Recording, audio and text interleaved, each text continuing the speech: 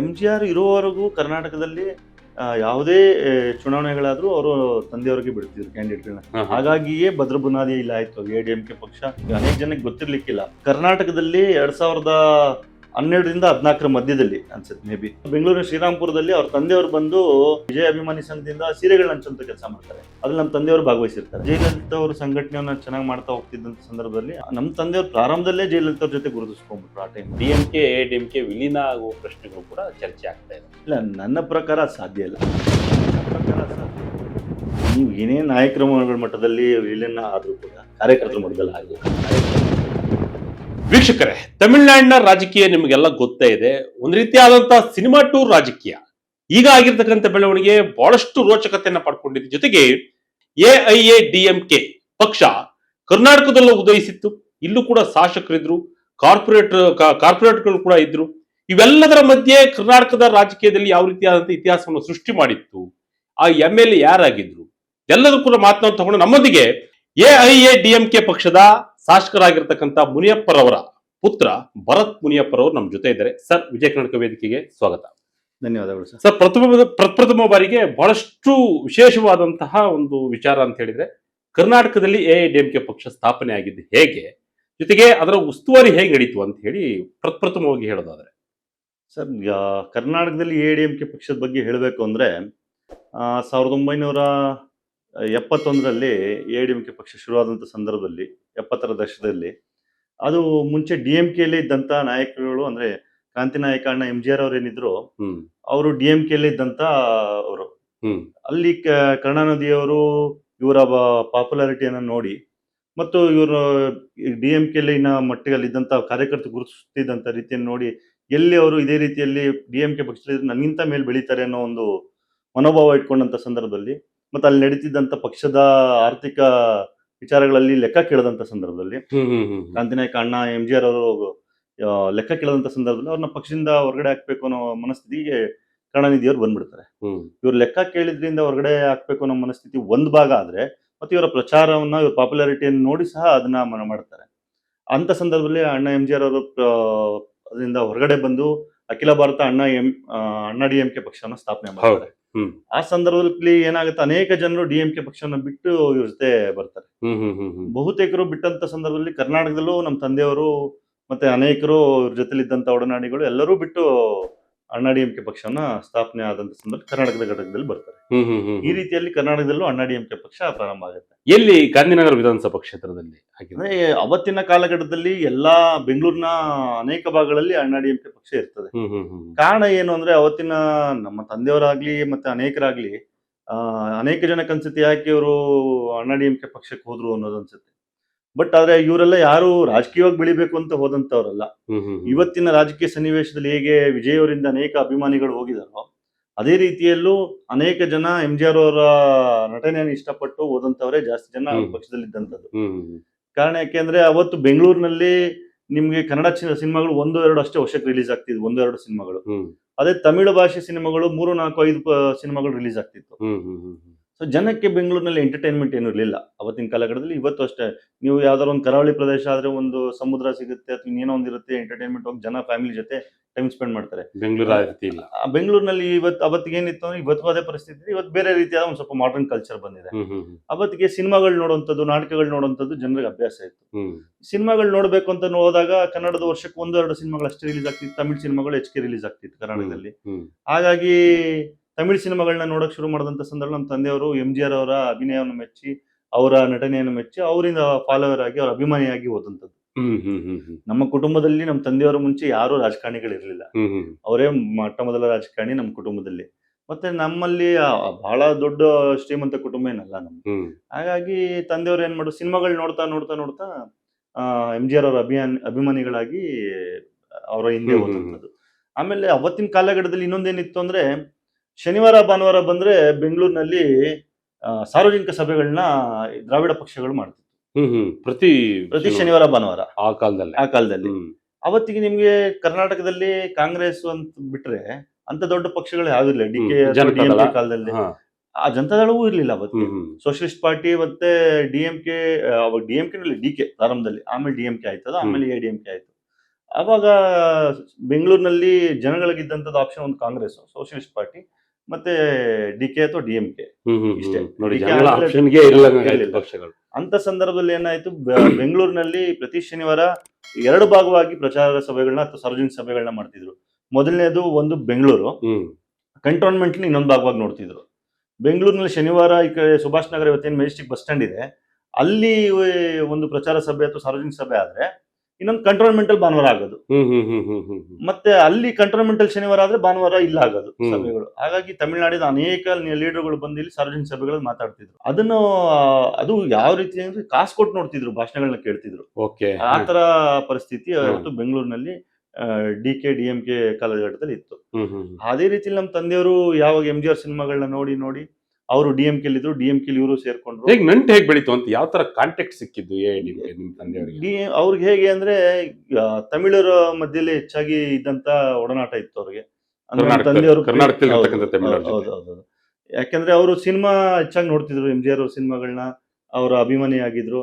ಮತ್ತೆ ಆ ಸಿನಿಮಾಗೆ ಹೋದಾಗ ಅಲ್ಲಿ ಅನೇಕ ಜನ ಪರಿಚಯ ಆಗ್ತಿದ್ರು.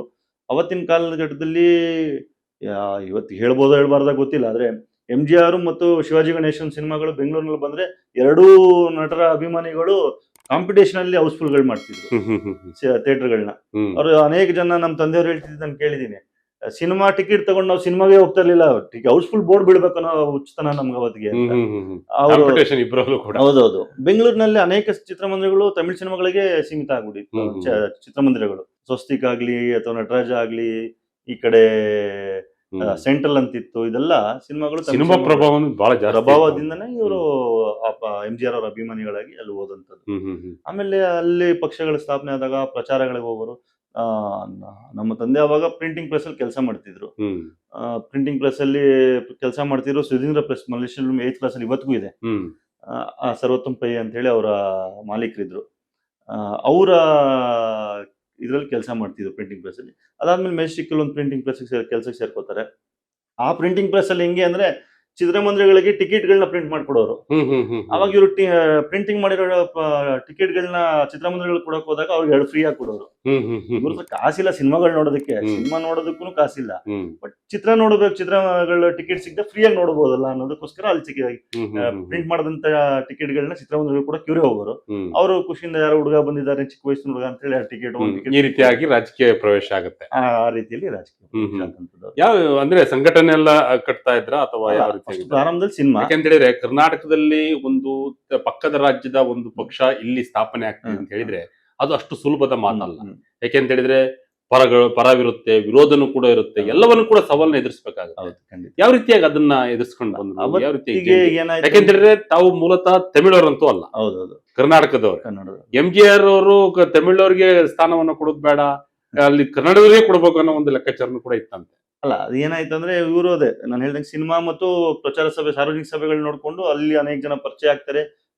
DMK ಪಕ್ಷದಿಂದ ಎಲ್ಲರೂ ಅಲ್ಲಿ ಬರ್ತಿದ್ರು ನಾಯಕರುಗಳು, ಅವ್ರ ಪರಿಚಯ ಆಗುತ್ತೆ, ಒಡನಾಟ ಬೆಳೆಯುತ್ತೆ. ಆಮೇಲೆ ಇಲ್ಲಿ ಇವ್ರಿಗೆ ಪಕ್ಷ ಜವಾಬ್ದಾರಿ ಕೊಡ್ತಾರೆ ತಳಮಟ್ಟದಿಂದ. ಅದನ್ನ ಹಂಗೆ ಬೆಳ್ಕೊಂಡ್ ಬಂದು ಇವರು ಯಾವ ಮಟ್ಟಿಗೆ ಅಂದ್ರೆ ಕನ್ನಡದಲ್ಲಿ ಎಷ್ಟು ಸುಲಲಿತವಾಗಿ ಭಾಷಣಗಳು ಮಾಡ್ತಿರೋ ಅದೇ ರೀತಿಯಲ್ಲಿ ತಮಿಳಲ್ಲೂ ಭಾಷಣ ಮಾಡ್ಲಿಕ್ಕೆ ಶುರು ಮಾಡಿದ್ರು.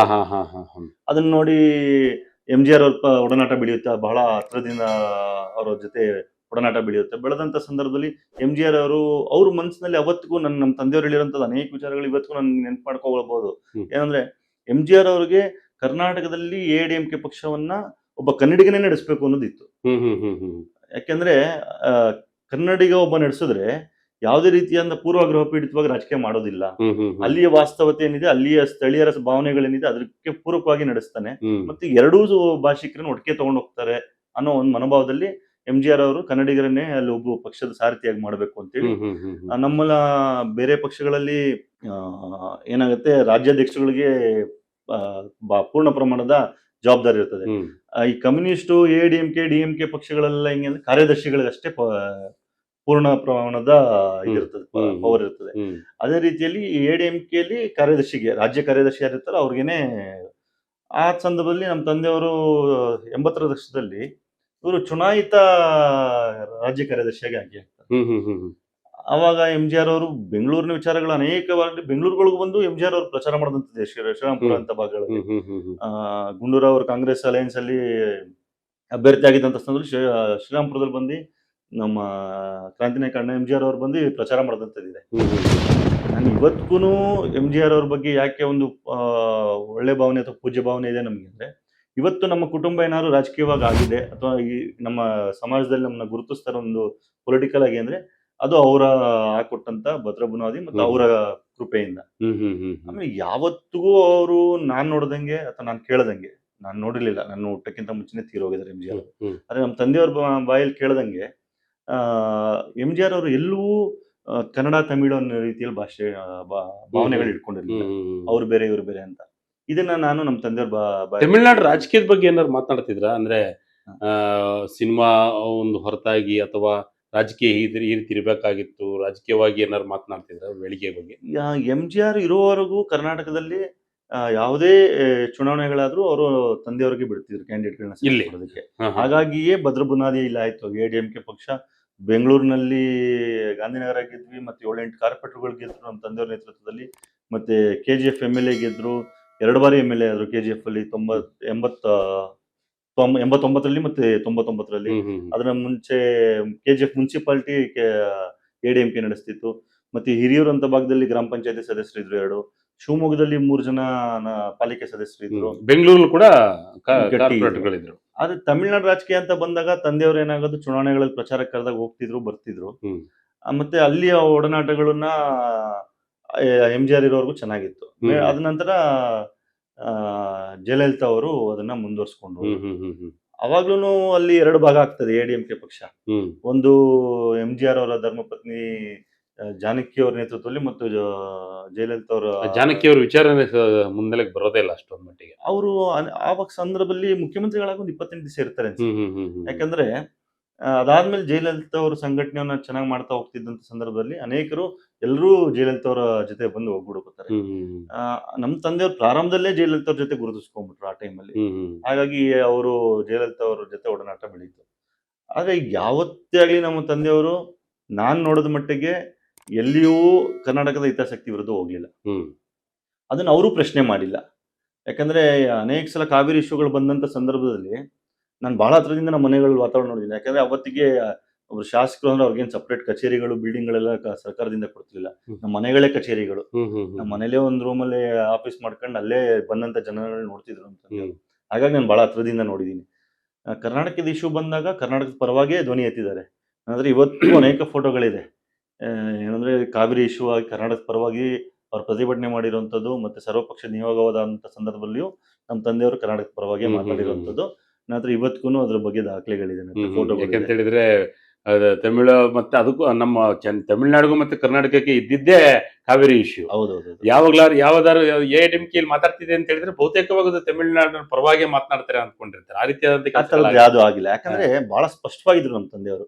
ಅವ್ರು ಹೇಳ್ತಿದ್ರು ಏನು ಅಂದ್ರೆ, ಕರ್ನಾಟಕದಲ್ಲಿರುವಂತ ಕಾಂಗ್ರೆಸ್ ಕರ್ನಾಟಕದ ಪರವಾಗಿ ಹೇಗೆ ಧ್ವನಿ ಎತ್ತುತ್ತೋ, ತಮಿಳುನಾಡಿನ ಕಾಂಗ್ರೆಸ್ ಹೇಗೆ ತಮಿಳುನಾಡಿನ ಪರವಾಗಿ ಧ್ವನಿ ಎತ್ತುತ್ತೋ, ಅದೇ ರೀತಿ ತಮಿಳುನಾಡಲ್ಲಿರುವಂತ ADMK ತಮಿಳುನಾಡಿನ ಪರವಾಗಿ ಮಾತಾಡ್ಬೋದು. ಆದ್ರೆ ಕರ್ನಾಟಕದಲ್ಲಿರುವಂತ ADMK ಕರ್ನಾಟಕದ ಪರವಾಗಿ ಇರುತ್ತೆ.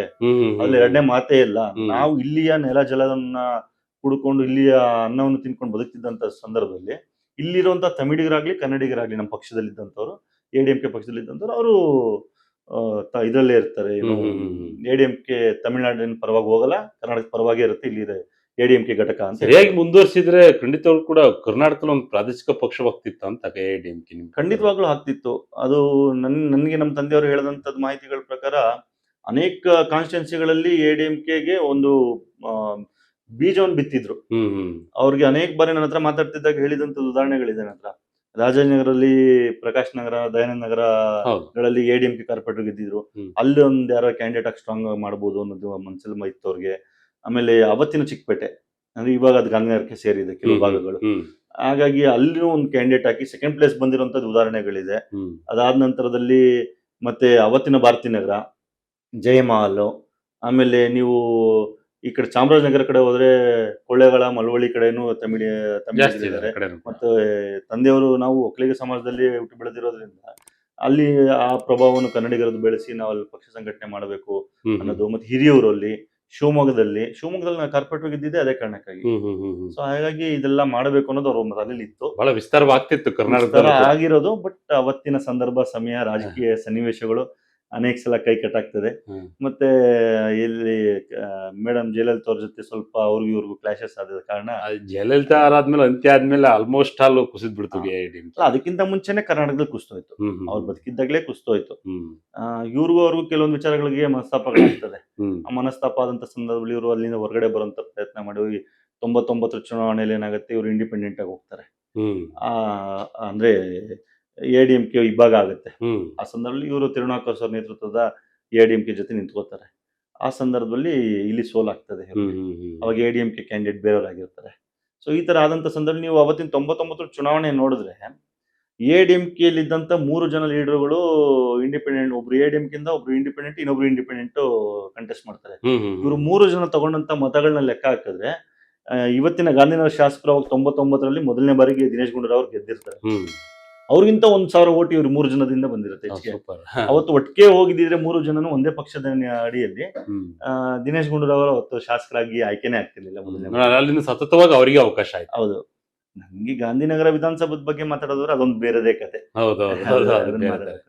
ಎಸ್. ತದನಂತರವಾಗಿ ತಮಿಳುನಾಡಲ್ಲಿ ಈಗ ಆಗಿರ್ತಕ್ಕಂಥ ಬೆಳವಣಿಗೆಗಳು, ಆಮೇಲೆ ನಿಮ್ ತಂದೆಯವರು ಬಿಜೆಪಿ ಸೇರ್ಪಡೆ ಆಗ್ತಾರೆ. ಹೌದು ಹೌದು. 2014ರಲ್ಲಿ ಬಿಜೆಪಿ ಸೇರ್ಪಡೆ ಆಗಿದ್ರೆ, ಆಮೇಲೆ ಬಿಜೆಪಿ ಯೊಂದಿಗೆ ಒಡನಾಟ ತಮ್ದು ಈಗ ಕೂಡ ಬಿಜೆಪಿ ಯೊಂದಿಗೆ ಒಡನಾಟ ಇರ್ತಕ್ಕಂಥ ಬಿಜೆಪಿ. ಎಸ್. ಅದಾದ ನಂತರವಾಗಿ ತಮಿಳುನಾಡಿನಲ್ಲಿ ಈಗಿನ ರಾಜಕೀಯವನ್ನು ನೋಡ್ತಾ ಹೋದಾದ್ರೆ ಬಹಳಷ್ಟು ವ್ಯತ್ಯಾಸ ಕಾಣ್ತಾ ಇದೆ. ಅಂದ್ರೆ ಪಶ್ಚಿಮ ಬಂಗಾಳ ಒಂದ್ ರೀತಿ ಆದ್ರೆ ತಮಿಳುನಾಡಲ್ಲಿ ಒಂದ್ ರೀತಿ ಆಗಿದೆ. TVK ಪಕ್ಷ, ವಿಜಯರವರ TVK ಪಕ್ಷ ಜಯವನ್ನ ಗಳಿಸಿರ್ತಕ್ಕಂಥ. ಸಿನಿಮಾ ಒಂದು ರೀತಿಯಾಗಿ ನೋಡ್ತಾ ಹೋದಾದ್ರೆ ತಮ್ಮ ತಂದೆಯವರ ಅನುಭವ ನೀವು ಪಡ್ಕೊಂಡ ಸಂದರ್ಭದಲ್ಲಿ ಯಾವ ರೀತಿಯಾಗಿ ಸಿನಿಮಾ ವಿಚಾರಕ್ಕೆ ಸಂಬಂಧಪಟ್ಟಂತೆ ಅಲ್ಲಿ ಜನ ಯಾವ ರೀತಿಯಾಗಿ ರೆಸ್ಪಾಂಡ್ ಮಾಡಿದ್ದಾರೆ ಅಂತ ನನ್ಗೆ ವೈಯಕ್ತಿಕವಾಗಿ ಅನ್ಸಂತದ್ದು, ತಮಿಳ್ನಾಡಿನಲ್ಲಿ TVK ಪಕ್ಷ ಏನ್ ಅವರು 1 ವರ್ಷದ ಮುಂಚೆ ಅನೇಕ ಜನ ಹೇಳ್ತಾರೆ ಪಕ್ಷ ಕಟ್ಟಿದ್ರು, ಹಾಗಾಗಿ ಎಲ್ರಿಗೂ ಅನ್ಸಿರೋದು ಈಗ ಬರತ್ತವ್ರೆ 1 ವರ್ಷದಿಂದ ಶ್ರಮ ಪಟ್ಟಿರೋದು ಮಾತ್ರ ಕಣ್ಣಿಗೆ ಕಾಣ್ತಾ ಇದೆ. ಅಂದ್ರೆ ಅಲ್ಲ TVK ಪಕ್ಷ ಉದಯ ಆಗಿದ್ದೆ, ಹೆಸರಿಟ್ಟಿದ್ದೆ 1 ವರ್ಷದ ಹಿಂದೆ. ಆದ್ರೆ ಅದ್ರ ಹಿಂದೆನೂ ಕೂಡ ಶ್ರಮ ಇತ್ತು ಅಂತ ಹೇಳೋದು. ಹೌದೌದು, ಅದರಿಂದ ಖಂಡಿತವಾಗ್ಲೂ ಶ್ರಮ ಇತ್ತು. ಯಾಕಂದ್ರೆ ಅವ್ರು ಮುಂಚೆನೆ ಅವ್ರ ತಲೆಯಲ್ಲಿ ಇತ್ತು ನಾನು ರಾಜಕೀಯಕ್ಕೆ ಬರಬೇಕು ಅನ್ನೋದು ವಿಜಯ್ ಅವರಿಗೆ ದಯವಿಟ್ಟು. ಯಾಕಂದ್ರೆ 2009 ನಂತರನೇ ಅವರು ಆ ಆಂಬಿಷನ್ ಇಟ್ಕೊಂಡು ಕೆಲಸ ಮಾಡಿದ್ದಾರೆ. ಅದಕ್ಕೊಂದು ಉದಾಹರಣೆ ಹೇಳ್ತೀನಿ ನಾನು ನಿಮ್ಗೆ, ಅನೇಕ ಜನಕ್ಕೆ ಗೊತ್ತಿರ್ಲಿಕ್ಕಿಲ್ಲ. ಕರ್ನಾಟಕದಲ್ಲಿ 2012ರಿಂದ 2014 ಮಧ್ಯದಲ್ಲಿ ಅನ್ಸುತ್ತೆ, ಮೇ ಬಿ ನಾನು ಸಾಕ್ಷಿಭೂತ ಅದಕ್ಕೆ. ಏನಂದ್ರೆ ಬೆಂಗಳೂರಿನ ಶ್ರೀರಾಮ್ಪುರದಲ್ಲಿ ಅವ್ರ ತಂದೆಯವರು ಬಂದು ಇದು ಸೋಷಿಯಲ್ ವರ್ಕ್ಗಳು ಮಾಡ್ತಾರೆ. ಅಲ್ಲಿದ್ದಂತ ಅನೇಕ ಮಹಿಳೆಯರಿಗೆ ವಿಜಯ ಅಭಿಮಾನಿ ಸಂಘದಿಂದ ಸೀರೆಗಳನ್ನ ಹಂಚುವಂತ ಕೆಲಸ ಮಾಡ್ತಾರೆ. ಅದ್ರಲ್ಲಿ ನಮ್ಮ ತಂದೆಯವರು ಭಾಗವಹಿಸಿರ್ತಾರೆ. ಆ ಫೋಟೋಸ್ ನಂತರ ಇವತ್ತಿಗೂ ಇದೆ. ಸೊ ಅವರು ಸೋಷಿಯಲ್ ಆಕ್ಟಿವಿಟೀಸ್ ಮಾಡಬೇಕು ಅನ್ನೋದು ಅವತ್ತೇ ಅವರು ಪ್ರಿಪೇರ್ ಆಗಿ ಕೆಲಸ ಶುರು ಮಾಡಿದ್ರು. ಅನೇಕ ಜನಗಳಿಗೆ ಅದು ಏನೋ ಅಭಿಮಾನಿ ಸಂಘದಿಂದ ಮಾಡ್ತಿದ್ದಾರೆ ಅನ್ನೋದು ಇತ್ತೇನೋ, ಆದ್ರೆ ಅದು ರಾಜಕೀಯದ ಉದ್ದೇಶ ಇತ್ತು ಅನ್ನೋದು ನನ್ಗೆ ಅನ್ಸುತ್ತೆ. ಬೆಂಗಳೂರಲ್ಲೂ ಕೂಡ ಉದಯಿಸ್ತಿತ್ತು TVK, ಅವರು ಸ್ಟ್ಯಾಂಡ್ ಬೈ ಆಗಿದ್ರು. ವಿಜಯ್ ಅವ್ರ ತಂದೆ ಚಂದ್ರಶೇಖರ್ ಅವರು ಬಂದು ಇಲ್ಲಿ ಮಾಡಿರುವಂತ ಸೋಷಿಯಲ್ ಆಕ್ಟಿವಿಟೀಸ್ ಕೆಲಸಗಳು ನಾನು ನೋಡಿದ್ದೀನಿ, ನಾನೇ ಸ್ವತಃ ನೋಡಿದ್ದೀನಿ. ಅದ್ರ ಫೋಟೋಸ್ ಹತ್ರ ಇದೆ. ಅದು ಅದಾದ ನಂತರ ಅವರು ಕಂಟಿನ್ಯೂಸ್ ಅದನ್ನ ಮಾಡ್ಕೊಂಡು ಬಂದಿದ್ದಾರೆ. ನನ್ಗೆ ಅನೇಕ ಸಲ 2021ರಲ್ಲಿ ಅವರ ಅಭಿಮಾನಿ ಸಂಘದಿಂದ 1 ಕೋಟಿ ಮೆಂಬರ್ಶಿಪ್ ಮಾಡಿದ್ರು ಅಂದಾಗ ನನ್ಗೇನು ಆಶ್ಚರ್ಯ ಆಗ್ಲಿಲ್ಲ. ಯಾಕಂದ್ರೆ 2009ರಲ್ಲಿ ಅವ್ರ ತಲೆಯಲ್ಲಿ ಇತ್ತು, ಅದನ್ನ ಸೋಷಿಯಲ್ ಆಕ್ಟಿವಿಟೀಸ್ ಮಾಡ್ಕೊಂಡ್ ಬರ್ತಿದ್ರು. ಸುಮಾರು 15-16 ವರ್ಷಗಳ ಶ್ರಮ ನೀವು ಹೇಳಿದ ಪ್ರಕಾರ ಇದೆ. ಅದನ್ನ ಏನ್ ಮಾಡಿದ್ರೆ ಹಂತವಾಗಿ ಇಂಪ್ಲಿಮೆಂಟ್ ಮಾಡ್ಕೊಂಡ್ ಬಂದಿದ್ದಾರೆ ಅಂತ ನನ್ಗನ್ಸುತ್ತೆ. ಅದನ್ನ ನಾವು ಗೇಜ್ ಮಾಡೋದ್ರಲ್ಲಿ ಅನೇಕ ಜನ ನಾವು ಸೋತಿರ್ಬೋದು, ಆದ್ರೆ ಪ್ರಾಕ್ಟಿಕಲ್ ಆಗಿ ನೋಡಿದಾಗ ಆಗಿದೆ. ಅವ್ರ ನಾನು ಒಂದಿನ ರಾಜಕೀಯಕ್ಕೆ ಬರ್ತೀನಿ, ಇಲ್ಲಿ ಏನೋ ಒಂದು ಆಗ್ಬೇಕು ಅನ್ನೋದು ಆಂಬಿಷನ್ ಇಟ್ಕೊಂಡು ಕೆಲಸ ಮಾಡಿದ್ದಾರೆ. ವರ್ಕೌಟ್ ಆಗಿದೆ. ನನ್ಗೆ ನಿಮ್ಮ ಸಂದರ್ಶನಕ್ಕೆ ಬರೋಕ್ಕಿಂತ ಮುಂಚೆ ನಾನು ಗ್ಲಾನ್ಸ್ ಮಾಡ್ಕೊಂಡ್ ಬಂದೆ ಸ್ಟ್ಯಾಟಿಸ್ಟಿಕ್ಸ್ ಗಳನ್ನ. ಏನು ಅಂದ್ರೆ 1 ಕೋಟಿ ಅವರು 2021ರಲ್ಲಿ ಅಭಿಮಾನಿ ಸಂಘಗಳ ಮೂಲಕ ಮೆಂಬರ್ಶಿಪ್ ಮಾಡಿಸ್ತಾರೆ ಆನ್ಲೈನ್ ಅಲ್ಲಿ ಏನಂದ್ರೆ, ಇವತ್ತು ಅವ್ರದ್ದು ವೋಟ್ ಶೇರ್ ನೋಡ್ಕೊಂಡ್ ಬಂದೆ ಬರ್ತಾ 36% ವೋಟ್ ಶೇರ್ ತಗೊಂಡಿದ್ದಾರೆ ತಮಿಳ್ನಾಡಲ್ಲಿ. ಅಲ್ಲಿಗೆ ಒಂದು ಅಂದಾಜು 1,40,00,000ದಿಂದ 1,50,00,000 ವೋಟರ್ಸ್. ಅವರು 1 ಕೋಟಿ ಆಲ್ರೆಡಿ 2021ರಲ್ಲಿ ಮೆಂಬರ್ಶಿಪ್ ಮಾಡ್ಬಿಟ್ಟಿದ್ದಾರೆ. ಅಲ್ಲಿಗೆ ಇನ್ನು 40-50 ಲಕ್ಷ ವೋಟ್ ಹೆಚ್ಚಿಗೆ ತಗೊಂಡಿರೋಂಥದ್ದು ಅಷ್ಟೇ. ಆಮೇಲೆ ನಾನು ಅಬ್ಸರ್ವ್ ಮಾಡಿದಂಥದ್ದು ಏನಂದ್ರೆ, ಅದು ಇನ್ನೂ ಮತ ಜಾಸ್ತಿ ಆಗ್ಬೇಕಿತ್ತು, ಆದ್ರೆ ಕಮ್ಮಿ ಆಗಿದೆ. ಬಹಳ ಜನ ಸಕ್ಸಸ್ ಅಂತ ಅನ್ಕೊಂಡಿದ್ದಾರೆ, ನನ್ಗೆ ಅದು ಫೇಲ್ಯೂರ್ ಆಗಿ ಕಾಣಿಸುತ್ತೆ. ಯಾಕಂದ್ರೆ ಒಬ್ಬ ಅಭಿಮಾನಿ ಇನ್ನೊಬ್ಬನ್ನ ಅಥವಾ ಅವ್ರ ಮನೆ ಸದಸ್ಯನ ಯಾರೋ ಒಬ್ಬರನ್ನ ಅವ್ರ ಮೂಲಕ ಕನ್ವಿನ್ಸ್ ಮಾಡಿ ಮತಗಳನ್ನ ಚಲಾವಣೆ ಆಗಿದೆ. ಅದು 2 ಕೋಟಿ ಆಗ್ಬೇಕು. ಅದು 1,40,00,000 ಅಥವಾ 1,50,00,000 ಮಧ್ಯದಲ್ಲಿ ಬಂದು ನಿಲ್ಲತ್ತೆ. ಅಲ್ಲೆಲ್ಲೋ ಒಂದು 50 ಲಕ್ಷ ವೋಟ್ ಕಮ್ಮಿ ಆಗಿದೆ ಅನ್ಸುತ್ತೆ, ನನ್ಗೆ ಅನ್ಸುತ್ತೆ. ಅದೇ ಹೇಳಿದ್ರಿ, ಕೆಲವು ಜಿಲ್ಲೆಗಳಲ್ಲಿ ಕೆಲವು ಕಡೆ ಭೇಟಿನೇ ಕೊಡ್ಲಿಕ್ಕೆ ಆಗ್ಲೇ ಇಲ್ಲ ಅನೇಕ ಜಿಲ್ಲೆಗಳಿಗೆ. ನಾನು ತಿಳಿದುಕೊಂಡ ಮಾಹಿತಿ ಪ್ರಕಾರ 8 ಜಿಲ್ಲೆಗಳಿಗೆ ಅವ್ರಿಗೆ ಹೋಗಕ್ಕೆ ಆಗಿಲ್ಲ. ಅಲ್ಲಿ ADMK DMK ಹೈಯೆಸ್ಟ್ ಸೀಟ್ಗಳು ತಗೊಂಡಿದೆ. ಸೊ ಅದ್ರ ಅರ್ಥ ಇವ್ರು ಹೋಗಿದ್ರೆ ಇನ್ನೇನೋ ಒಂದಷ್ಟು ಬದಲಾವಣೆಗಳಾಗಿರೋದೇನೋ. ಆಮೇಲೆ ಅನೇಕ ವಿಚಾರಗಳನ್ನ ನಾನು ಅರ್ಥ ಮಾಡ್ಕೊಂಡಿದ್ದೇನು ರಾಜಕೀಯವಾಗಿ ಅಂದ್ರೆ, ನೀವು ಎಷ್ಟೇ ಪವರ್ಫುಲ್ ಇರ್ಬೋದು, ಏನೇ ಇರ್ಬೋದು, ಒಂದು ಗ್ರೌಂಡ್ ಅಲ್ಲಿ ಒಂದು ಟೀಮ್ ಇರಬೇಕು ಕೆಲಸ ಮಾಡಕ್ಕೆ ರಾಜಕೀಯವಾಗಿ. ಅನೇಕ ಜನ ಅನ್ಕೊಂತಾರೆ ಇವ್ರು ಗ್ರೌಂಡ್ ಅಲ್ಲಿ ಕೆಲಸ ಮಾಡೋದಕ್ಕೆ ಟೀಮೇ ಇರ್ಲಿಲ್ಲ ಅಂತ. ನಾನು ಅಬ್ಸರ್ವ್ ಮಾಡಿದ್ದು ಸೆಂಗೋಟೇನ್ ಅಂತೇಳಿ ಜಯಲಲಿತಾ ಅವರ ಕ್ಯಾಬಿನೆಟ್ ನಲ್ಲಿ ಮಿನಿಸ್ಟರ್ ಆಗಿದ್ದಂತವ್ರು, ಇವತ್ತು TVK ಇದ್ದಾರೆ. ಅವರು ನಮ್ಮ ಚಾಮರಾಜನಗರದ ಬಾರ್ಡರ್, ತಮಿಳ್ನಾಡು ಬಾರ್ಡರ್ ಏನ್ ಬರುತ್ತೆ ಅಲ್ಲಿ ಒಂದು ಕಾನ್ಸ್ಟಿಟ್ಯೂನ್ಸಿ ಇಂದ MLA ಆಗಿ ಗೆದ್ದಿದ್ದಾರೆ TVK. ಅವರು TVK ಸೇರಿದಾಗಿಂದ ನನ್ಗನ್ಸುತ್ತೆ ರಾಜಕೀಯವಾಗಿ ವಿಜಯ್ ಅವ್ರಿಗೆ ಬಹಳ ಮಾರ್ಗದರ್ಶನ ಮಾಡಿದ್ದಾರೆ. ಏನಕ್ಕೆ ಈ ಮಾತನ್ನ ಹೇಳ್ತೀನಿ ಅಂದ್ರೆ, ಜಯಲಲಿತಾ ಅವರು ಬದುಕಿದಂತ ಸಂದರ್ಭದಲ್ಲಿ ಚುನಾವಣೆ ಪ್ರಚಾರಗಳಿಗೆ ಹೋದ್ರೆ ಯಾವ ಜಿಲ್ಲೆಗೆ ಹೋಗ್ಬೇಕು, ಎಲ್ಲಿ ಹೋಗ್ಬೇಕು, ಎಲ್ಲಿ ಪ್ರಚಾರ ಮಾಡಬೇಕು, ಎಲ್ಲಿ ಯಾವ ಜಿಲ್ಲೆಯಲ್ಲಿ ಯಾವ ಸಮಾಜದ ಅಭ್ಯರ್ಥಿಗಳನ್ನ ಹಾಕ್ಬೇಕು ಅಂತ ಅವ್ರಿಗೆ ಗೈಡ್ ಮಾಡ್ತಿದ್ದಂತವ್ರೆ ಸೆಂಗೋಟೇನ್ ಅವರು. ಇವತ್ತು ಅವರು ವಿಜಯ್ ಅವ್ರ ಜೊತೆ ಇದ್ದಾರೆ. ಅದು ವಿಜಯ್ ಅವ್ರಿಗೆ ದೊಡ್ಡ ಶಕ್ತಿ ಆಗಿದೆ ಅಂತ ನನ್ಗನ್ಸುತ್ತೆ. ಯಾಕಂದ್ರೆ ಸೆಂಗೋಟೇನ್ ಅವರು ಜಯಲಲಿತಾ ಅವ್ರಿಗೆ ಹೇಗೆ ಮ್ಯಾಪ್ ಮಾಡ್ತಿದ್ರು ಎಲ್ಲಿ ಚುನಾವಣಾ ಪ್ರಚಾರಗಳಿಗೆ ಹೋಗ್ಬೇಕು ಅಂತ, ಅದನ್ನ ಇವ್ರಿಗೆ ಮಾಡ್ಕೊಟ್ಟಿದ್ದಾರೆ. ಮತ್ತೆ ಯಾವ ಜಿಲ್ಲೆಗಳಲ್ಲಿ ಯಾವ ಸಮಾಜದವ್ರನ್ನ ಹಾಕಿದ್ರೆ ಹೆಚ್ಚು ಮತ ಸೆಳೀಬಹುದು ಅನ್ನೋದನ್ನು ಅವ್ರು ತಿಳ್ಕೊಂಡಿದ್ದ ವಿಚಾರ ಬಹಳ ನಡೀತೆ. ಅಲ್ಲೂ ಕೂಡ ಸಮುದಾಯ ತಮಿಳ್ನಾಡಲ್ಲೂ ನಡೆದಿದೆ, ನಡೆಯುತ್ತೆ. ಹೌದು, ನಡೆಯುತ್ತೆ. ಅದು ಆಗಿರೋ ಪ್ರಬಲವಾದ ಸಮುದಾಯಗಳಿದೆ ಅಲ್ಲಿ. ಹೌದೌದು, ಖಂಡಿತವಾಗಿ ಅದು ಇವ್ರಿಗೆ ಇಂಪ್ಯಾಕ್ಟ್ ಆಗಿದೆ. ಈ ವಿಲೀನ ಆಗ್ತಿದೆ ತಾವು ಯಾಕೆಂತ ಹೇಳಿದ್ರೆ ನಿಮ್ಮ ತಂದೆಯವರು ಎರಡೂ DMK DK ಇಂದನೂ ಕೂಡ DMK ಅಣ್ಣಾ DMK ಪಕ್ಷದಲ್ಲಿರೋದ್ರಿಂದ ಈ ಮಾತು ಇವತ್ತಿನ ಪರಿಸ್ಥಿತಿಯಲ್ಲಿ DMK AIADMK ವಿಲೀನ ಆಗುವ ಪ್ರಶ್ನೆಗಳು ಕೂಡ ಚರ್ಚೆ ಆಗ್ತಾ ಇದೆ. ಏನು DMK ಮತ್ತು AIADMK ನಿಮ್ಮ ತಂದೆಯವರಿದ್ದ ಸಂದರ್ಭದಲ್ಲಿ ಬದಲಾವಣೆಗಳು ಅಥವಾ ಆ ರೀತಿಯಾಗಿ ಆಗ್ಲೇಬಾರ್ದು, ವಿಲೀನ ಆಗ್ಲೇಬಾರ್ದು ಅಥವಾ ವಿಲೀನ ಆಗ್ಬೇಕು, ಈ ರೀತಿಯಾದಂತಹ ಏನಾದ್ರು ತೋರ್ತಾ ಇತ್ತು ಊಹೆಗಳಿಸ್ತಾ? ಇಲ್ಲ, ನನ್ನ ಪ್ರಕಾರ ಸಾಧ್ಯ ಇಲ್ಲ. ನೀವು ಏನೇ ನಾಯಕರ ಮಟ್ಟದಲ್ಲಿ ವಿಲೀನ ಆದ್ರೂ ಕೂಡ ಕಾರ್ಯಕರ್ತರ ಮಟ್ಟದಲ್ಲಿ ಆಗಲ್ಲ. ಮೇನ್ ಅದೇ ಇರ್ತಕ್ಕಂಥ. ಯಾಕಂದ್ರೆ ದೊಡ್ಡ ಮಟ್ಟದಲ್ಲಿ ಆಗಿ ನೀವು ಕಾರ್ಯಕರ್ತರ ಮಟ್ಟದಲ್ಲಿ ಸಾಧ್ಯವೇ ಇಲ್ಲ. ಹೌದು, ಯಾಕಂದ್ರೆ ನೀವು ಇಷ್ಟು ವರ್ಷಗಳ ಕಾಲ ನೀವು DMK AIADMK ಇತಿಹಾಸವನ್ನು ನೋಡಿದ್ರೆ ಅಲ್ಲಿ ಕಾರ್ಯಕರ್ತರು ಚುನಾವಣೆಗಳು ಬಂದಾಗ ಬಡದಾಡ್ಕೊಂಡಿದ್ದಾರೆ, ಹೊಡೆದಾಡ್ಕೊಂಡಿದ್ದಾರೆ, ಮತ್ತೆ ಒಬ್ರ ಮೇಲೆ ಒಬ್ರು ಪ್ರಚಾರಗಳನ್ನ ಮಾಡ್ಕೊಂಡು ಕೆಲಸ ಮಾಡಿದ್ದಾರೆ. ಇವಾಗ ನೀವು ನಾಯಕರುಗಳು ಯಾರೋ ಒಂದ್ ಬೆಳವಣಿಗೆ ಎಷ್ಟು ಜನ ಒಂದಾಗ್ಬಿಟ್ಟು ಸರ್ಕಾರ ಮಾಡ್ಬಿಡ್ತೀವಿ ಅಂದ್ರೆ ಏನಾಗಬೇಕು? ಹೌದು. ಆಮೇಲೆ ಜನ ಏನ್ ಮ್ಯಾಂಡೇಟರಿ ಕೊಟ್ಟಿದ್ದಾರೆ, ಇವತ್ತು TVK ಲಾರ್ಜೆಸ್ಟ್ ಪಾರ್ಟಿ ಆಗಿ ಹೊರಹೊಮ್ಮಿದೆ ತಮಿಳ್ನಾಡಿನಲ್ಲಿ. ಆದ್ರೆ ನೀವು ಅದಕ್ಕೆ ಮೀರಿ ನಾವು ಒಂದು ಅಧಿಕಾರ ಹಿಡಿತೀವಿ ಅಂದಾಗ ಜನದ ಮನಸ್ಸಲ್ಲಿ ಮತ್ತೆ TVK ಸ್ಟ್ರಾಂಗ್ ಆಗ್ತಾ ಹೋಗುತ್ತೆ. ಇವರು ರಾಜಕೀಯಕ್ಕಾಗಿ ಕಟು ವಿರೋಧಿಗಳು ಒಂದಾಗ್ಬಿಟ್ರು ಅನ್ನೋದು ಬಂದ್ಬಿಡುತ್ತೆ. ನನ್ನ ಪ್ರಕಾರ ನಾಯಕರುಗಳು ಒಂದಾಗಿನೇ ಅಲಯನ್ಸ್ ಆದ್ರೂ ಅಥವಾ ವಿಲೀನ ಆದ್ರೂ ಕೂಡ ನನ್ನ ಪ್ರಕಾರ ಆಗಲ್ಲ. ಆದ್ರೂ ಕೂಡ ಕಾರ್ಯಕರ್ತರ ಮಟ್ಟದಲ್ಲಿ ಆಗಲ್ಲ. ನಾಳೆ ಅದು ಯಾವತ್ತಿದ್ರು ಅವೆರಡು ಪಕ್ಷಗಳಿಗೆ ದೊಡ್ಡ ಹೊಡೆತನೆ. ಈಗ ಇಲ್ಲಿ ನಮ್ಮ ರಾಜ್ಯದಲ್ಲೂ ಕೂಡ ಅದೇ ರೀತಿಯಾದಂತ ಪರಿಸ್ಥಿತಿ ಸ್ವಲ್ಪ ಮಟ್ಟಿಗೆಲ್ಲ ಕಾಣ್ತಾ ಇದೆ ಅನ್ಸುತ್ತೆ. ಇಲ್ಲ, ನನ್ಗೆ ನಮ್ಮ ರಾಜ್ಯದ ನೋಡಿದಾಗ ಇವತ್ತಿನ ಸರ್ಕಾರದ ನಿಲುವುಗಳು ನೋಡಿದ್ರೆ ನನಗೆ ಬಹಳ ಬೇಜಾರಾಗುತ್ತೆ. ಯಾಕಂದ್ರೆ ಈ ನಮ್ಮ ರಾಜ್ಯದಲ್ಲಿ ನೀವು ಯಾರನ್ನು ಕೂಡ ಅಭಿವೃದ್ಧಿನ ಕಾಣ್ತಿಲ್ಲ. ಇವತ್ತು ನಾವು ಯಾರು ಜನಕ್ಕೇನೋ ಒಂದು ಕೊಡ್ತಿದ್ದಾರೆ ಅಂದ್ರೆ ಅದು ವಿರೋಧ ಇಲ್ಲ ನಮ್ದು. ಆದ್ರೆ ಅದ್ರ ಜೊತೆಗೆ ಅಭಿವೃದ್ಧಿ ಆಗ್ಬೇಕು. ರಾಜ್ಯ ಮೇನ್ ಡೆವಲಪ್ಮೆಂಟ್ ಇಲ್ಲದೆ ಏನ್ ಮಾಡಕ್ ಡೆವಲಪ್ಮೆಂಟ್ ಮಾಡ್ಬೇಕು. ಆಮೇಲೆ ನೀವು ಸಾಲಗಳನ್ನ ಮಾಡಿ ಜನಕ್ಕೆ ನಾವೇನೋ ಕೊಡ್ತೀವಿ ಅನ್ನೋದಾದ್ರೆ ನನ್ಗನ್ಸುತ್ತೆ ನೆಕ್ಸ್ಟ್ ಜನರೇಷನ್ ಅಥವಾ ಇನ್ನೊಂದು 2-3 ಪೀಳಿಗೆಗಳು ನಮ್ಮನ್ನ ಶಪಿಸ್ಕೋತಾರೆ.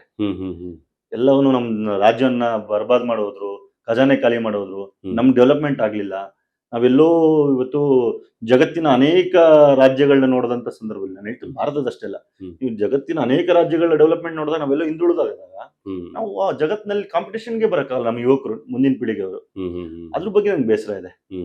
ಓಕೆ, TVK ಪಕ್ಷ ಅಲ್ಲಿ ಗೆದ್ದ ನಂತರದಲ್ಲಿ ಬೆಂಗಳೂರು ಕೂಡ ಕೆಲವು ಕಡೆ ಸೆಲೆಬ್ರೇಷನ್ ಆಗಿದೆ. ಹೌದೌದು, ಸೆಲೆಬ್ರೇಷನ್ ಆಗಿ ಅಂದ್ರೆ ಮುನ್ಸೂಚನೆ ಬೆಂಗಳೂರು ಕೂಡ ಏನಾದ್ರೂ ವಿಜಯ್ ಅವರು ಸ್ಥಾಪನೆ ಮಾಡ್ಲಿಕ್ಕೆ ಅಂದ್ರೆ AIADMK ತರ ಏನಾದ್ರು ಪ್ಲಾನಿಂಗ್ ಇಟ್ಟಿದ್ರ ಅಂತ ಬೆಳವಣಿಗೆ ನೋಡಿದ್ರೆ? ನನ್ಗೆ ಅದ್ರ ಬಗ್ಗೆ ಅಷ್ಟು ಮಾಹಿತಿ ಇಲ್ಲ. ಆದ್ರೆ ಪ್ರಯತ್ನ ಪಡ್ಬೋದು ಅನ್ಸುತ್ತೆ. ಪ್ರಯತ್ನ ಪಡ್ತಾರೆ ಅಂತಾನೆ ಗ್ಯಾರಂಟಿ ಏನಿಲ್ಲ, ಬಟ್ ಮುಂದೆ ಯೋಚನೆ ಮಾಡ್ಬೋದು ಅವರು. ಬಟ್ ಅದ್ರಲ್ಲಿ ಎಷ್ಟು ಸಕ್ಸಸ್ ಆಗ್ತಾರೆ ಅಂತ ಹೇಳಲಿಕ್ಕೆ ಆಗಲ್ಲ.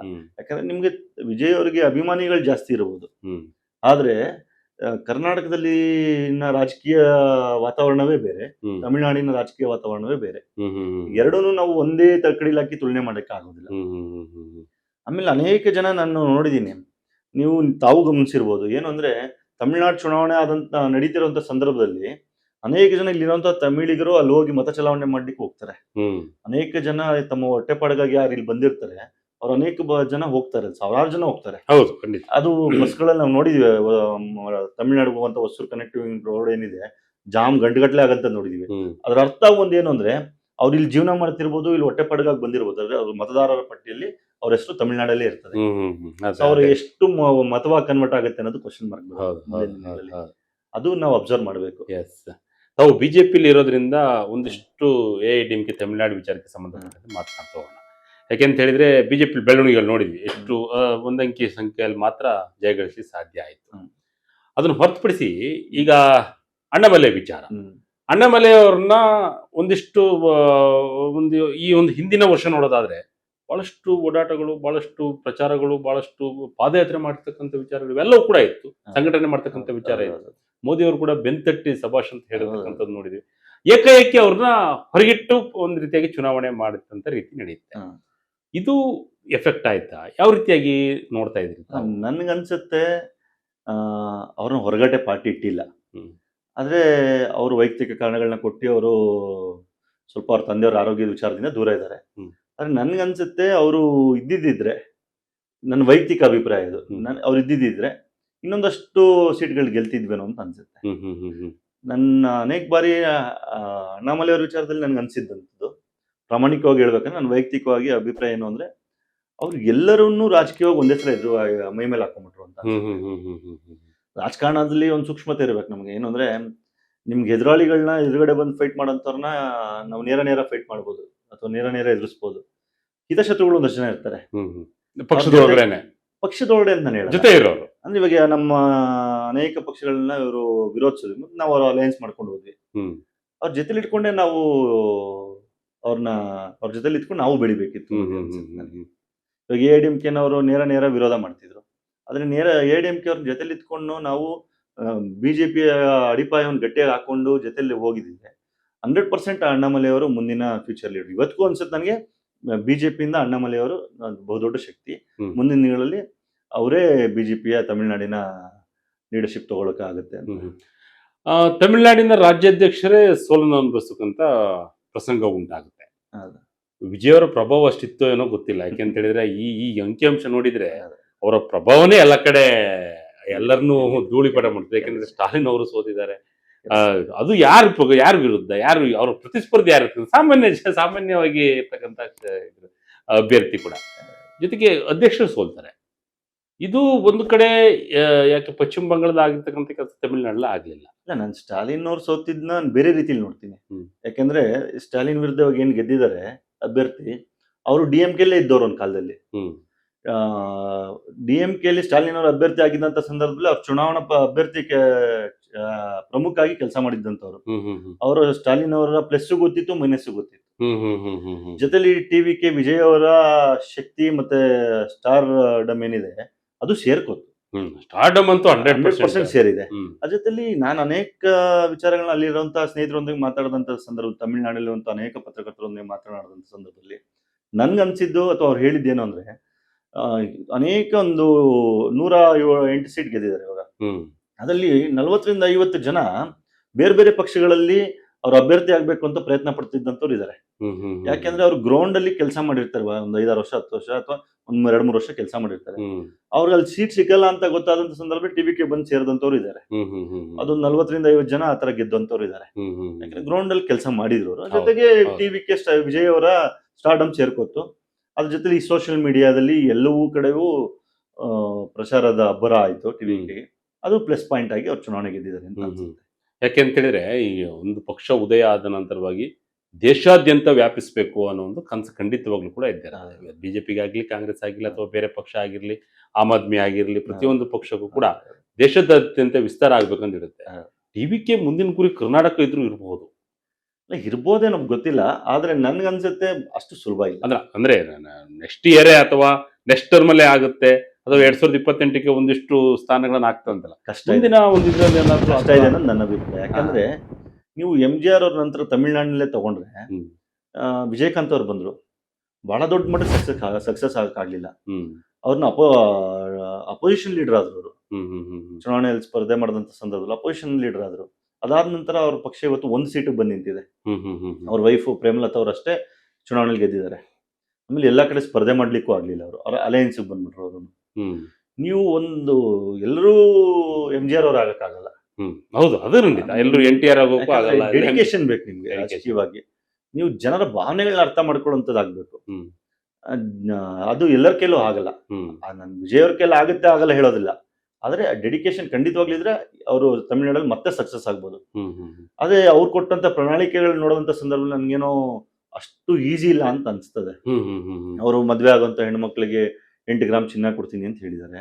ಆಮೇಲೆ ಮಗು ಹುಟ್ಟಿದ್ರೆ ರೇಷ್ಮೆ 1 ಸೀರೆ. ಗ್ರಾಮ್ ಚಿನ್ನ ಕೊಡ್ತೀನಿ ಅಂತ ಹೇಳಿದ್ದಾರೆ. ಉಂಗುರ ₹1,000 ಹೆಣ್ಮಕ್ಳಿಗೆ ಪ್ರತಿ ತಿಂಗಳು ಕೊಡ್ತೀನಿ ಅಂತ ಹೇಳಿದ್ದಾರೆ. ಮತ್ತೆ ಎಂಟೈರ್ ತಮಿಳ್ನಾಡಿನಲ್ಲಿ ಬಸ್ ಹೆಣ್ಮಕ್ಳು ಫ್ರೀ ಮಾಡ್ತೀವಿ ಅಂತ ಹೇಳಿದ್ದಾರೆ. ಹ್ಮ್. 200 ಯೂನಿಟ್ ಫ್ರೀ ಕೊಡ್ತೀವಿ ಅಂತ ಹೇಳಿದ್ದಾರೆ ಕರೆಂಟು. ನಮ್ಮ ರಾಜ್ಯದ ಪರಿಸ್ಥಿತಿ ನಾವು ನೋಡ್ತಿದೀವಿ. ಇದೆಲ್ಲ ಕೊಡಬೇಕಾದ್ರೆ ಸರ್ಕಾರ ಖಜಾನೆ ಹೇಗೆ ಖಾಲಿ ಆಗಿದೆ ಅಂತ ಹ್ಮ್. ನೋಡ್ತಿದೀವಿ. ಹ್ಮ್. ಅನೇಕ ಕಡೆ ಸರ್ಕಾರಿ ನೌಕರಗಳು ಸಂಬಳ ಕೊಡ್ಲಿಕ್ಕೆ ಆಗ್ತಿಲ್ಲ ಇಲ್ಲಿ ನಮ್ಮ ರಾಜ್ಯದಲ್ಲಿ. ಹ್ಮ್. ಇನ್ನು ಅಲ್ಲಿ ತಮಿಳ್ನಾಡಿನ ಪರಿಸ್ಥಿತಿ ಬೇರೆನೇ ಇದೆ. ಭೌಗೋಳಿಕವಾಗಿ ದೊಡ್ಡ ಪ್ರದೇಶ ನಮ್ಮ ರಾಜ್ಯಕ್ಕೆ ಕಂಪೇರ್ ಮಾಡಿದ್ರೆ ಹ್ಮ್. ಭೌಗೋಳಿಕವಾಗಿ ನಮಗಿಂತ ದೊಡ್ಡದದು. ಮತ್ತೆ ಪಾಪ್ಯುಲೇಷನ್ ಜಾಸ್ತಿ ಇದೆ. ಹೌದು. ನೀವು ಎಷ್ಟು ಜನಕ್ಕೆ ಅಂತ ನನ್ನ ಅಲ್ಲ, ಮಾಹಿತಿ ಪ್ರಕಾರ ಅನ್ಪ್ಲಾನ್ಡ್ ಆಗಿ ಮಾಡ್ಲಿಕ್ಕೆ ಹೇಗೆ ಸಾಧ್ಯ ಅಂತ? ಯಾಕೆಂತ ಹೇಳಿದ್ರೆ ರಾಜ್ಯದಲ್ಲಾಗಿರ್ಲಿ ದೇಶದಾಗಿರ್ಲಿ ಉನ್ನತ ಆರ್ಥಿಕ ತಜ್ಞರು ಕೂಡ ಇದ್ದೇ ಇರ್ತಾರೆ. ಯಾವುದೇ ಓರ್ವ ಕಾಂಗ್ರೆಸ್ ಆಗಿರ್ಲಿ ಬಿಜೆಪಿ ಆಗಿರ್ಲಿ ಒಂದು ಫೈನಾನ್ಷಿಯಲಿ ಒಂದು ಯೋಜನೆಯನ್ನ ಮಾಡ್ಬೇಕಂತ ಸಂದರ್ಭದಲ್ಲಿ ಒಂದಿಷ್ಟು ಆರ್ಥಿಕ ಸಲಹೆಗಳು ಖಂಡಿತವಾಗ್ಲೂ ಕೊಡುತ್ತೆ. ಆಯಾ ರಾಜ್ಯಗಳ ಫೈನಾನ್ಷಿಯಲ್ ಅನ್ನು ಕೂಡ ಅರ್ಥ ಮಾಡ್ಕೊಂಡು ನೀಡಿರ್ತಕ್ಕಂಥ ವ್ಯವಸ್ಥೆ ಇರ್ಬೋದಲ್ವಾ? ನನ್ಗನ್ಸುತ್ತೆ. ನೀವು ಎಕ್ಸಾಂಪಲ್ ಕರ್ನಾಟಕ ತಗೊಳ್ಳಿ. ಯಾಕೆ ಕರ್ನಾಟಕವನ್ನೇ ನಾನು ಪದೇ ಪದೇ ಹೇಳ್ತೀನಿ ಅಂದ್ರೆ, ಇಡೀ ದೇಶದಲ್ಲಿ ನಾವು ಏನು ಉಚಿತವಾಗಿ ಎಲ್ಲವೂ ಕೊಡ್ಲಿಕ್ಕೆ ಶುರು ಮಾಡಿದ್ವಿ, ಕರ್ನಾಟಕನೇ ಮೊದಲನೇ ರಾಜ್ಯ ಕಳೆದ ಚುನಾವಣೆಯಲ್ಲಿ ಕೊಟ್ಟಂತದ್ದು ನಾವು. ಹ್ಮ್. 200 ಯೂನಿಟ್ ಕರೆಂಟು, ಬಸ್ ಹೌದು, ಪ್ರಪ್ರಥಮವಾಗಿ ಆರಂಭವಾಗಿದ್ದೇ ಇಲ್ಲಿ. ಇಲ್ಲಿ. ಆದ್ರೆ ನನ್ಗನ್ಸುತ್ತೆ ಇದು ಯಾವ್ದೋ ಆರ್ಥಿಕ ತಜ್ಞರ ಸಲಹೆ ತಗೊಂಡ್ ಮಾಡದಂತದಲ್ಲ, ಚುನಾವಣೆ ಗೆಲ್ಲೇಬೇಕು ಅನ್ನೋ ಒಂದೇ ಒಂದು ಇಂಟೆನ್ಷನ್ ಇಟ್ಕೊಂಡು ಕೊಟ್ಟಂತದ್ದು ಅಂತ ಅನ್ಸುತ್ತೆ. ಹ್ಮ್. ಹ್ಮ್. ಹ್ಮ್. ನೀವು ಆರ್ಥಿಕ ತಜ್ಞರು ಕೇಳಿದ್ರೆ ಖಂಡಿತವಾಗ್ಲೂ ಕೊಡ್ಬೇಡಿ ಅಂತಾರೆ. ಹ್ಮ್. ಆದ್ರೆ ನಮ್ಮ ರಾಜ್ಯದಲ್ಲಿ ನೋಡಿ, ಇವಾಗ ಎಲ್ಲವೂ ಅನೌನ್ಸ್ ಮಾಡಿದ್ರು, ಘೋಷಣೆ ಮಾಡಿದ್ರು. 2,000 ಪ್ರತಿ ತಿಂಗಳು ಮಹಿಳೆಯರಿಗೆ ಹಾಕಕ್ಕಾಗ್ತಿಲ್ಲ. ಹ್ಮ್.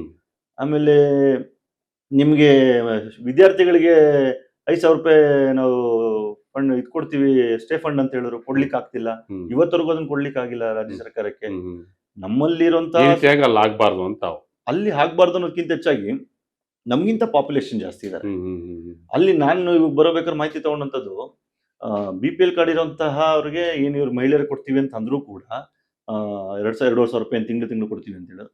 ಅಲ್ಲಿ 1.5 ಇಂದ 1.25 ಕೋಟಿ BPL ಕಾರ್ಡ್ ಹೋಲ್ಡರ್ ಇದ್ದಾರೆ. ಹ್ಮ್. ಹ್ಮ್. ಹ್ಮ್. ಇವ್ರು ಅದನ್ನ ಹೇಳಿಲ್ಲ. ನಮ್ಮ ರಾಜ್ಯದವ್ರು ಅಟ್ಲೀಸ್ಟ್ ಆಮೇಲೆ ಬದಲಾವಣೆ ಮಾಡ್ಕೊಂಡ್ಬಿಟ್ರು. ಎಲ್ಲಾ ಮಹಿಳೆಯರಿಗೆ ಕೊಡ್ತೀವಿ ಅಂತ ಹೇಳಿದ್ರು, ಬರೀ BPL ಕಾರ್ಡ್ ಹೋಲ್ಡರ್ ಇರೋಂಥವ್ರಿಗೆ ಕೊಡ್ತೀವಿ, ITPS ಕೊಡಲ್ಲ ಅಂತ ಹೇಳಿದ್ರು. ಹ್ಮ್. ಅಲ್ಲಿ ಅದನ್ನು ಅವರು ಹೇಳಿಲ್ಲ. ಸೊ ಅವರು BPL ಕಾರ್ಡ್ ಹೋಲ್ಡರ್ಸ್ಗೆ ಕೊಡ್ತಾರೆ ಅನ್ನೋದಾದ್ರೆ, ಅಲ್ಲಿ 1.25 ಕೋಟಿಯಿಂದ 1.25 ಕೋಟಿ ಜನದಿದೆ. ಹ್ಮ್. ₹2,500 ತಿಂಗಳು ಕೊಡಬೇಕು ಅಂದ್ರೆ ಎಲ್ಲ ಆಗುತ್ತೆ. ಇವತ್ತು ನಿಮ್ಗೆ ಗೊತ್ತಿರಲಿ, ತಮಿಳುನಾಡಿನಲ್ಲಿ 10 ಲಕ್ಷ ಕೋಟಿ ತಮಿಳುನಾಡು ಸರ್ಕಾರ ಸಾಲದಲ್ಲಿದೆ. ಹ್ಮ್. ಹ್ಮ್. ಈಗ ವಿಜಯ್ ಅವ್ರ ಪ್ರಣಾಳಿಕೆ ನೋಡಿ ಜನ ಓಟ್ ಹಾಕಿದ್ದಾರೆ ಅಂತ. ಖಂಡಿತವಾಗ್ಲೂ ಪ್ರಣಾಳಿಕೆ ನೋಡಿ ಓಟ್ ಹಾಕಿದ್ದಾರೆ, ಜೊತೆಗೆ ಅವ್ರ ಸ್ಟಾರ್ಡಮ್ ನೋಡಿ ಓಟ್ ಹಾಕಿದ್ದಾರೆ.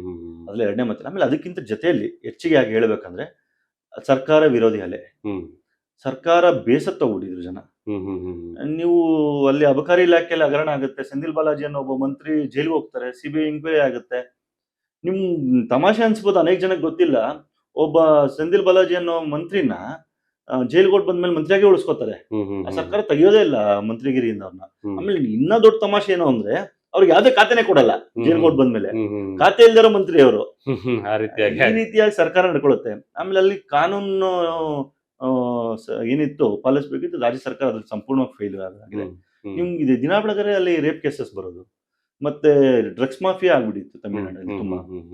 ಜನ ಅದ್ರ ವಿರುದ್ಧ ನೀವೆಲ್ಲ ನಾನು ಏನ್ ಹೇಳ್ತಿದ್ದೀನಲ್ಲ, ಈ ಹಗರಣಗಳು ಅಥವಾ ಇದೆಲ್ಲ ನಿಮ್ಗೆ ಇದನ್ನೆಲ್ಲವೂ ಹೊರಗಡೆ ತಂದಿದ್ದೆ ಬಿಜೆಪಿ ಪಕ್ಷ.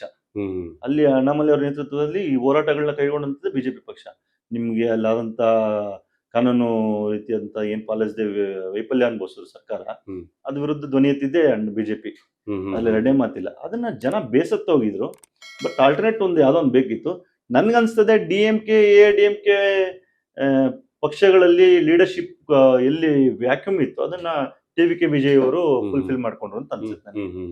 ಅವರಿಬ್ರದ್ದು ಇರ್ತಕ್ಕಂಥ ಒಳಜಗಳವೇ ಇದಕ್ಕೆ ಮುಂದೆ ಬರಲಿ. ನಿಮ್ಗೆ ಜಯಲಲಿತಾ ಅವ್ರ ನಂತರ ಅಥವಾ ಕರುಣಾನಿಧಿ ಅವ್ರ ನಂತರ ಎರಡು ಪಕ್ಷಗಳಿಗೆ ಲೀಡರ್ಶಿಪ್ ಇರುವಂತಹ ಲೀಡರ್ಗಳು ಬೇಕಿತ್ತು.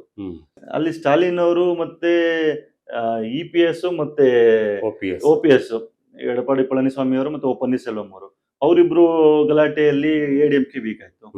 ಸ್ಟಾಲಿನ್ ಅವ್ರ ಸರ್ಕಾರ ಅವರ ಸರ್ಕಾರ ನಡೆಸೋದ್ರಲ್ಲಿ ವೈಫಲ್ಯ ಅನುಭವಿಸಿದ್ರು. ಇವೆರಡರಿಂದ ಜನ ಬೇಸತ್ತಿದ್ರು. ಮತ್ತೆ ಆಲ್ಟರ್ನೇಟ್ ಲೀಡರ್ಶಿಪ್ ಅವ್ರು ಕಾಣಿಸಿದ್ದು TVK ವಿಜಯ್ ಅಂತ ಅನ್ಸುತ್ತೆ ನನಗೆ ಇವತ್ತಿನ ಪರಿಸ್ಥಿತಿ. ಯಾಕಂದ್ರೆ ಬೇರೆ ರಾಜ್ಯಗಳಿಗೆ ದಿಕ್ಸೂಚಿ ಅಂತ ಹೇಳಿದ್ರೆ ತಪ್ಪಾಗಲ್ಲ ಈ ಒಂದು ವಿಚಾರ. ಯಾಕಂತ ಹೇಳಿದ್ರೆ ಜನಗಳು ಹಳೇ DMK ADMKನೇ ಒಪ್ಕೊಂಡಿಲ್ಲ. ಹೊಸ ಮುಖ ಯಾವ್ದು ಬರ್ತಿರ್ತಾರೆ ಪ್ರಣಾಳಿಕೆ ಒಂದ್ ಕಡೆ ಅದು ರಾಜಕೀಯ ತಂತ್ರ, ಎಲ್ಲ ಪಕ್ಷಗಳು ಮಾಡ್ತೇವೆ, ಅದು ಒಂದ್ ಕಡೆ ತಂತ್ರ. ಕರ್ನಾಟಕದಲ್ಲಿ ಏನಾದ್ರೂ ಆ ರೀತಿಯಾದಂತ ಬೆಳವಣಿಗೆಗಳಾಗುತ್ತಾ ಮುಂದಿನ ದಿನಗಳು ತಾವು ಯುವಕರಾಗಿ ನೋಡ್ತಾ ಹೋದಾದ್ರೆ? ನನ್ಗೆ ಯಾಕೆಂತ ಅನ್ಸುತ್ತೆ ಹೇಳಿದ್ರೆ ಬಿಜೆಪಿ ಒಂದು ಭಾಗ ಕರ್ನಾಟಕದಲ್ಲಿ ಯಾವ ಸ್ಥಿತಿಗೆ ಇತ್ತು ಅನ್ನೋದು ಕೂಡ ನಾವು ಕಣ್ಣಾರೆ ನೋಡಿದ್ದೇವೆ. ಕಾಂಗ್ರೆಸ್ ಇತ್ತೀಚಿನ ಪರಿಸ್ಥಿತಿಗಳು ಕೂಡ ನೋಡಿದ್ದೇವೆ.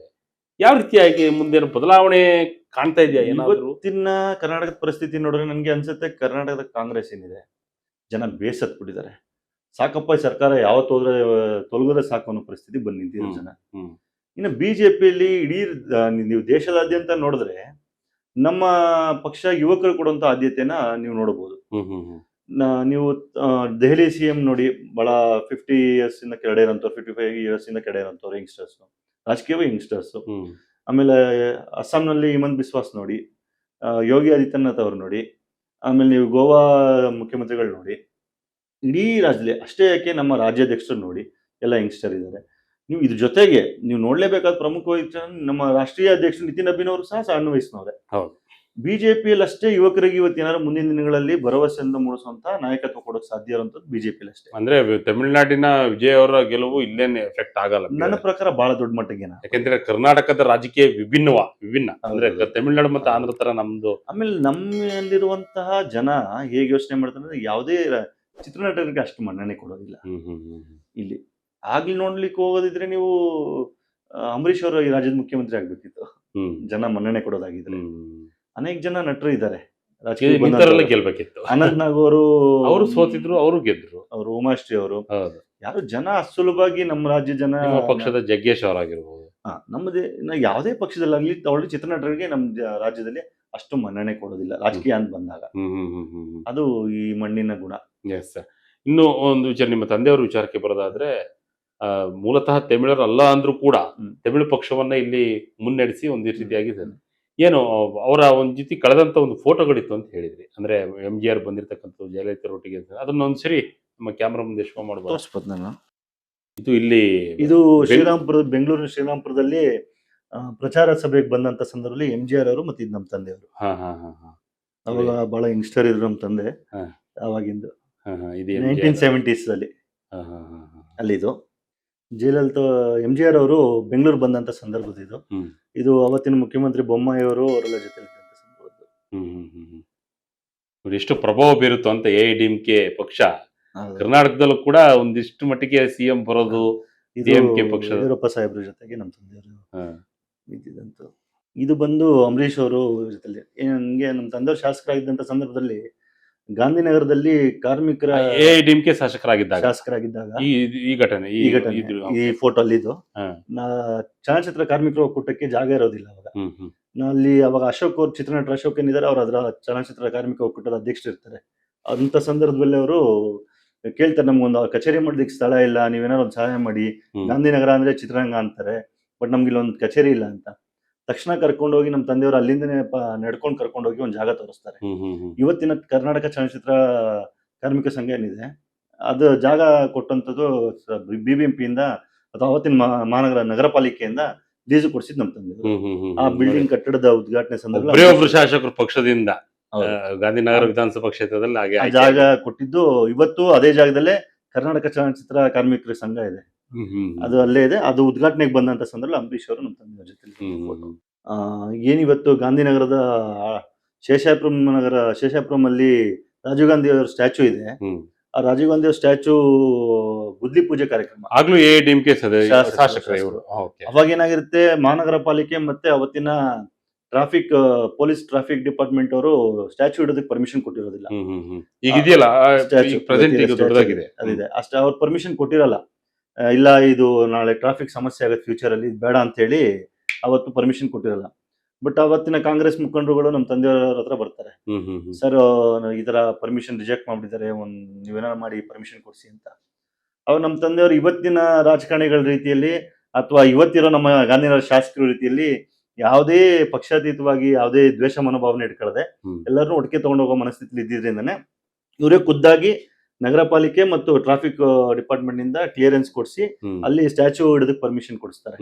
ಅವಾಗ ಗುದ್ಲಿ ಪೂಜೆ ಕಾರ್ಯಕ್ರಮದ ಫೋಟೋ ಇದು ನೋಡಿ. ಅದು ಕಾಂಗ್ರೆಸ್ ನಾಯಕರಿಗಾಗಿ ಪಟ್ಟಂತ ಶ್ರಮ. ಅವತ್ತು ನಮ್ಮ ತಂದೆಯವ್ರ ಮನಸ್ಸಲ್ಲಿ ಇದ್ದಿದ್ದು ಒಂದೇ, ಈ ದೇಶದ ಪ್ರಧಾನ ಮಂತ್ರಿಗಳು ಅವ್ರ ವಿಚಾರ ಅಂತ ಬಂದಾಗ ನಾವು ರಾಜಕಾರಣ ಮಾಡಬಾರ್ದು. ಈ ದೇಶಕ್ಕೊಂದು ಸೇವೆ ಕೊಟ್ಟಿದ್ದಾರೆ. ಅನೇಕ ವಿಚಾರಗಳು ನಮಗೂ ಅವ್ರಿಗೂ ಸೈದ್ಧಾಂತಿಕವಾಗಿ ವಿರೋಧ ಇರ್ಬೋದು. ಆದ್ರೆ ಈ ದೇಶದ ಪ್ರಧಾನ ಮಂತ್ರಿ ಆಗಿ ಅವ್ರದ್ದೇನೊಂದು ಸ್ಟ್ಯಾಚ್ಯೂ ಇಡ್ತಿದೀವಿ ಅಂದಾಗ ನಾವು ರಾಜಕೀಯ ಮಾಡಬಾರ್ದು ಅನ್ನೋದು ಅವತ್ತಿಗೆ ಅವ್ರಿಗಿದ್ದಂತ ಮನೋಭಾವ. ಇನ್ನಷ್ಟು ನೋಡೋದಾದ್ರೆ ಅದಾದ್ಮೇಲೆ ಇದ್ರಲ್ಲಿ ಏನಾಯ್ತು ಅಂದ್ರೆ ಗುದ್ಲಿ ಪೂಜೆಗೆ ಅವ್ರು ಇದ್ರು. ಅವ್ರ ಸ್ಟ್ಯಾಚ್ಯೂ ಮತ್ತೆ ಎಲ್ಲ ನಿಲ್ಸಿ ಗುದ್ಲಿ ಪೂಜೆ ಎಲ್ಲ ಸ್ಟ್ಯಾಚ್ಯೂ ನಿಲ್ಸಿದ್ಮೇಲೆ ಅವ್ರನ್ನ ಕರೆಯೋದೇ ಬಿಟ್ಬಿಟ್ರು. ಅವತ್ತಿಗೆ ಶಾಸಕರು ಬದಲಾಗಿರ್ತಾರೆ, ಬಂದಂತ ಶಾಸಕರು ಕರೆಯೋದೇ ಇಲ್ಲ. ಇದು ಹೇಳಿದ್ನಲ್ಲ, ಒಕ್ಕೂಟದ ಸಂಘದ ಬಿಲ್ಡಿಂಗ್ ಉದ್ಘಾಟನೆ ಕಾರ್ಯಕ್ರಮ ಸನ್ಮಾನ ಮಾಡಿದ್ದವ್ರಿಗೆ. ಇದು ದೇವೇಗೌಡರು ಮತ್ತು ಇವತ್ತಿನ ಗೃಹ ಸಚಿವರಂತ ಜಿ ಪರಮೇಶ್ವರನೊಂದಿಗೆ ಇದ್ದಂತ ಒಡನಾಟದ ಫೋಟೋ. ಇದು ನಮ್ಮ ಗಾಂಧಿನಗರದಲ್ಲಿ ಹಕ್ಕುಪತ್ರ ಕೊಡಬೇಕು ಬಡವರ ಮನೆಗಳಿಗೆ ಅಂತ ಹೇಳಿದಾಗ ಹಕ್ಕುಪತ್ರ ಕೊಡುವಂತ ಕಾರ್ಯಕ್ರಮದ ಫೋಟೋ. ಅದು ಎಐಎಡಿಎಂಕೆ ಶಾಸಕರಾಗಿ ಅವತ್ತಿಗೆ ಹಕ್ಕುಪತ್ರ ಅವರು ಯಾವುದೇ ಜಾತಿ ಭಾಷೆ ಎಲ್ಲ ನೋಡೋದು ಎಲ್ಲರಿಗೂ ಕೊಟ್ಟಿದ್ದಾರೆ ಅವತ್ತಿನ ಕಾಲದಲ್ಲಿ. ಅದು ಫೋಟೋಸು. ಮತ್ತೆ ನಮ್ಮ ಕ್ಷೇತ್ರದಲ್ಲಿ ಅಂಗನವಾಡಿ ಉದ್ಘಾಟನೆ ಕಾರ್ಯಕ್ರಮ ಇದು. ಸೋಮಣ್ಣವರು ಅವತ್ತಿನ ಎಂಜಿಆರ್ ಒಂದು ಮದುವೆದ್ದು ಬಂದಿತ್ತು ಒಂದು ಫೋಟೋ. ಇವರು BHL ಸ್ವಲ್ಪ ಹಿನ್ನೆಲೆ ಹೇಳಿ. ಇವರು BHL ಪಳನಿ ಅಂತ ಕೆಲಸ ಮಾಡ್ತಿರ್ತಾರೆ ಅವತ್ತಿಗೆ. ಅವರು MGR ಅವ್ರ ಸಮ್ಮುಖದಲ್ಲಿ ನಾನು ಮದುವೆ ಆಗ್ಬೇಕು, ಆದ್ರೆ ಅಲ್ಲೇ ಆಗೋದು ಅಂತ ಹೇಳಿ ಬಂದು ನಮ್ಮ ತಂದೆಯವ್ರಿಗೆ ಯಾವಾಗ್ಲೂ ಕೇಳ್ತಾ ಇರ್ತಾರೆ, ಮಾಡಿಸಿ ಅವ್ರ ಸಮ್ಮುಖದಲ್ಲಿ ಅಂತ. ಅವಾಗ ಇಲ್ಲಿ ಬೆಂಗಳೂರಿನಲ್ಲಿ ಶ್ರೀರಾಮ್ಪುರದಲ್ಲಿ ಪಳನಿ ಅಂತ ಅವ್ರು ಇವತ್ತಿಗೂ ಇದ್ದಾರೆ. ಅವ್ರ ವೈಫ್ ಮದುವೆಗೆ ಇಬ್ರು ಪಳನಿ ಅವ್ರು ಇನ್ನೂ ಇದ್ದಾರೆ. ಅವ್ರನ್ನ ಕರ್ಕೊಂಡೋಗಿ MGR ಅವ್ರ ಸಮ್ಮುಖದಲ್ಲಿ ಮದುವೆ ಮಾಡಿಸ್ತಾರೆ. ಇಡೀ ತಮಿಳ್ನಾಡು ಇತಿಹಾಸದಲ್ಲಿ, ರಾಜಕೀಯ ಇತಿಹಾಸದಲ್ಲಿ ಯಾರು ಒಂದು ಜೋಡಿ ಎಂಟೈರ್ ರಾಜ್ಯದ ಮುಖ್ಯಮಂತ್ರಿ ಮತ್ತೆ ಕ್ಯಾಬಿನೆಟ್ ಮಿನಿಸ್ಟರ್ಗಳು ಮತ್ತೆ ಅಲ್ಲಿ ಶಾಸಕರುಗಳು, ರಾಜ್ಯಸಭಾ ಮತ್ತೆ ಲೋಕಸಭಾ MP ಇದ್ದು ಮದುವೆ ಆಗಿರೋದಂದ್ರೆ ಇವ್ರು ಒಬ್ಬರದೇ. ಅದು ಇಲ್ಲಿ ನಮ್ಮ ತಂದೆಯವರು ಅವರ ವಧುವರನ್ನ ಪರಿಚಯ ಮಾಡ್ಕೊಡ್ತಿದ್ದಾರೆ ಸಭೆಗೆ. ಅಲ್ಲಿ ಆ ಸಭೆಯಲ್ಲೇ ಮದುವೆ ಆಗೋದು ಇವ್ರು.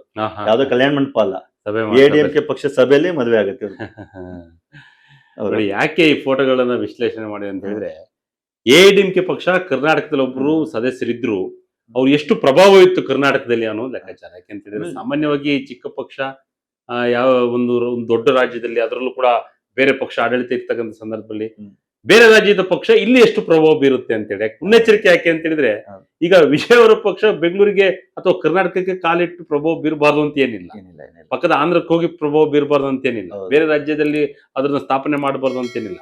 ಯಾಕೆಂದ್ರೆ ಮುಂದಿನ ರಾಜ್ಯಗಳಿಗೆ ಒಂದು ರೀತಿ ಎಚ್ಚರಿಕೆ ಗಂಟೆ ಆಗಿರುತ್ತೆ ಅಂತೇಳಿ. ಆಮೇಲೆ ಯಾವತ್ತು MGR ಅವರು ಯಾವತ್ತು ಪಕ್ಕದ ರಾಜ್ಯ ಅವ್ರಿಗೆ ನಾವ್ಯಾಕೆ ಅಷ್ಟೊಂದು ಮನ್ನಣೆ ಕೊಡಬೇಕು, ಅಲ್ಲಿ ಪಕ್ಷ ಬೆಳೆದ್ರೆ ಎಷ್ಟು ಬಿಟ್ಟರೆ ಎಷ್ಟು ಅನ್ನೋ ಮನೋಭಾವದಲ್ಲಿ ಇರ್ಲಿಲ್ಲ. ಅವ್ರ ಪಕ್ಷ ಎಲ್ಲೋ ಕಡೆ ಬೆಳಿಬೇಕು ಅನ್ನೋ ಮನೋಭಾವನೆಯಿಂದನೇ ಅವತ್ತಿಗೆ ಒಂದು ರಾಷ್ಟ್ರೀಯವಾಗಿ ಪಕ್ಷ ಮಾಡಬೇಕು ಅಂತ ಹೇಳಿ ಪ್ರತಿಯೊಂದು ಪಕ್ಷವೂ ಕೂಡ ಇದೆ. ದೇವೇಗೌಡರಿಗೂ ಇತ್ತು, ಜನತಾ ದಳವನ್ನ ವಿಸ್ತರಣೆ ಮಾಡಬೇಕು ರಾಜ್ಯ ದೇಶದಾದ್ಯಂತ.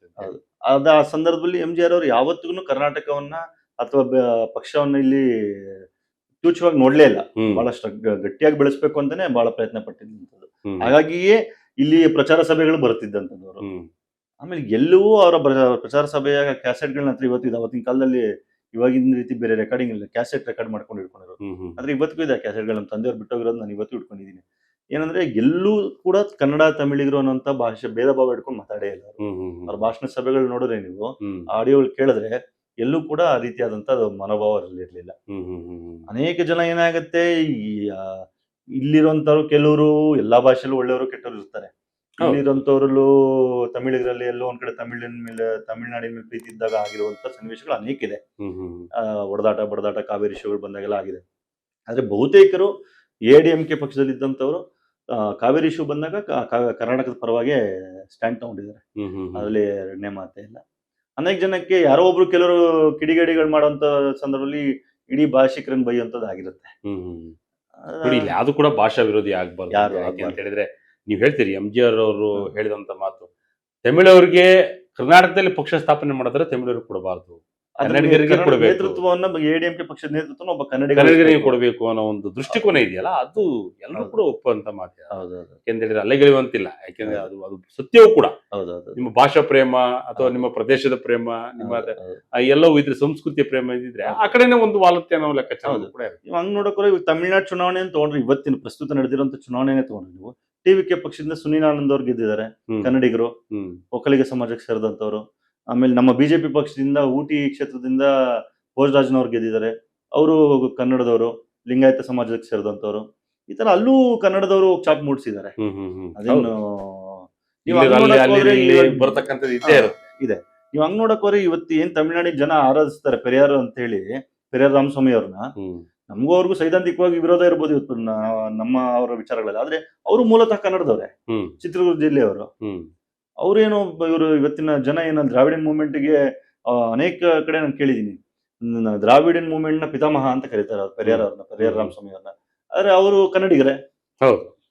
ಸೊ ಹಾಗಾಗಿ ಭಾಷೆ ನಮ್ಮಲ್ಲಿರುವಂತ ಮಾನವೀಯತೆಯನ್ನ ಅಥವಾ ಮನುಷ್ಯತ್ವವನ್ನ ಕಳ್ಕೊಳ್ಳೋದಕ್ಕೆ ದಾರಿ ಆಗ್ಬಾರ್ದು ಅನ್ನೋದು ನಮ್ಮ ಭಾವನೆ.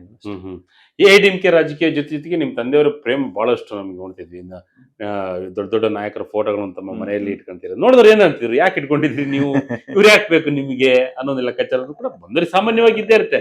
ಪಕ್ಕದ ರಾಜ್ಯ ನಮ್ಮ ರಾಜ್ಯ ಇರ್ತಕ್ಕಂಥ ವಾದ ವಿವಾದಗಳು ಇರ್ಬೋದು, ಇವ್ರನ್ನ ಪೂಜೆ ಮಾಡ್ತಾರಲ್ಲಪ್ಪ ಅನ್ನೋ ಒಂದು ಲೆಕ್ಕಾಚಾರ ಇರುತ್ತೆ. ಅನ್ಸುತ್ತೆ ಬಹಳ ಜನಕ್ಕೆ ಅನ್ಸ್ಬೋದು. ಬಟ್ ನಮ್ಮಲ್ಲಿ ಮನುಷ್ಯರಾಗಿ ಹುಟ್ಟಿದ ಮೇಲೆ ನಾವು ಒಬ್ರಿಂದ ಸಹಾಯ ತಗೊಂಡ್ವಿ ಅಥವಾ ಒಬ್ರು ಏನಾದ್ರು ನಾವು ಗುರುತಿಸ್ಕೊಂಡಾಗ ಸಾಯೋವರೆಗೂ ಮರಿಬಾರ್ದು ಅನ್ನೋದು. ನಮ್ಮ ಮನೆಗಳಲ್ಲಿ ನಮ್ಗೆ ನಮ್ಮ ಹಿರಿಯರು ಹೇಳ್ಕೊಟ್ಟಿದ್ದಾರೆ, ಒಬ್ರು ಮನೇಲಿ ಒಂದ್ ಗ್ಲಾಸ್ ನೀರು ಕುಡಿದ್ರು ಸಹ ನಾವು ಸಾಯೋರ್ಗು ನೆನಪಿಸ್ಕೋಬೇಕು ಅನ್ನೋಂಥದ್ದು. ಇವತ್ತಿಗೆ ನಾವು ರಾಜಕೀಯವಾಗಿ ಇವತ್ತು ನಮ್ನೇನಾದ್ರು ನಮ್ಮ ಕುಟುಂಬನ ಗುರುತಿಸ್ತಾರೆ ಅನ್ನೋದಾದ್ರೆ, ನನ್ನಾಗ್ಲಿ ನಮ್ಮ ತಂದೆಯವ್ರನ್ನಾಗ್ಲಿ ನನ್ನ ಗುರುತಿಸೋಂಥದ್ದೇ ಮುನಿಯಪ್ಪವ್ರ ಮಗ ಅನ್ನೋ ಕಾರಣಕ್ಕಾಗಿ. ಇವತ್ತಿನ ನಮ್ಮ ತಂದೆಯವ್ರ ಕಾಲ ನಂತರ ನಾನೆಲ್ಲೋ ಒಂದು ಸಣ್ಣ ಪ್ರಮಾಣದಲ್ಲಿ ಅಷ್ಟೇ, ಒಂದು ಬಹಳ ಸಣ್ಣ ಪ್ರಮಾಣದಲ್ಲಿ ನನ್ನ ಗುರುತಿಸ್ಬೋದು ಜನ, ಆದ್ರೆ ಬಹುತೇಕರು ಗುರುತಿಸೋಂಥದ್ದೇ ಮುನಿಯಪ್ಪವ್ರ ಮಗ ಅನ್ನೋ ಕಾರಣಕ್ಕಾಗಿ. ನಿಮ್ಗೆ ಕೊಟ್ಟಂತಹ ಬಳುವಳಿ ನಮ್ಮ ತಂದೆಯವ್ರಿಗೂನು ಆ ಸ್ಥಾನಮಾನ ಕೊಟ್ಟಂತದ್ದೇ ಎಐಎಡಿಎಂಕೆ ಪಕ್ಷ. ಮತ್ತೆ ಆ ನಾಯಕರನ್ನ ನಾವು ಯಾವತ್ತೂ ನೆನ್ಸ್ಕೋಬೇಕು ಅನ್ನೋದು ಅಷ್ಟೇ ನಮ್ಮ ಮನೋಭಾವ. ಯಾವತ್ತು ನಾವು ಕೃತಜ್ಞಹೀನರಾಗ್ಬಿಟ್ರೆ ನಮ್ಮಲ್ಲಿ ಇರುವಂತ ಮನುಷ್ಯತ್ವ ಸತ್ತೋಗ್ಬಿಡುತ್ತೆ ಅನ್ನೋದು ನನ್ನ ನಂಬಿಕೆ.